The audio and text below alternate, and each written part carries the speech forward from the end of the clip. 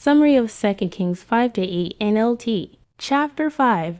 Naaman healed of leprosy. Naaman, the commander of the Syrian army, has leprosy. A young Israelite servant girl tells him about the prophet Elisha. Naaman visits Elisha, who tells him to wash in the Jordan River 7 times to be healed. At first, Naaman is angry but eventually obeys and is miraculously healed. He acknowledges Israel's God and offers a gift, but Elisha refuses. Elisha's servant, Gehazi, greedily takes gifts from Naaman by lying. Elisha exposes Gehazi's sin, and Gehazi is struck with Naaman's leprosy. Chapter 6. Miracles and War with Aram, Syria. The floating axe head. A prophet loses an iron axe head in the river. Elisha makes it float.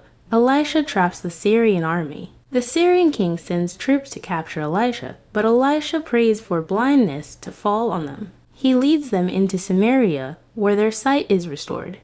Instead of killing them, Israel feeds them and sends them home. This ends Syrian raids for a time. Siege of Samaria and cannibalism. Syria later besieges Samaria, causing severe famine. People resort to cannibalism out of desperation. King Joram blames Elisha and wants him executed. Chapter 7. God ends the siege miraculously. Elisha prophesies that food will become cheap overnight.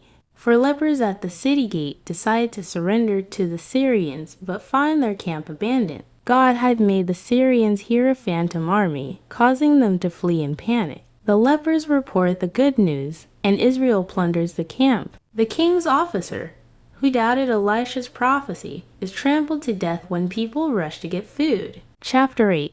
Prophecies and political upheaval. The Shunammite woman's land restored. Elisha warns her of a 7-year famine, and she moves away. When she returns, the king restores her land. Hazael becomes king of Syria. Elisha tells Hazael, a Syrian officer, that he will become king and bring great suffering to Israel. Hazael murders his king Ben-Hadad and takes the throne. Joram and Ahaziah's wicked reigns in Judah. Joram, king of Judah, follows the wicked ways of Ahab and marries his daughter. Ahaziah, his son, becomes king and also does evil. These chapters highlight God's power through Elisha, his provision for those who trust him, and judgment on wicked leaders.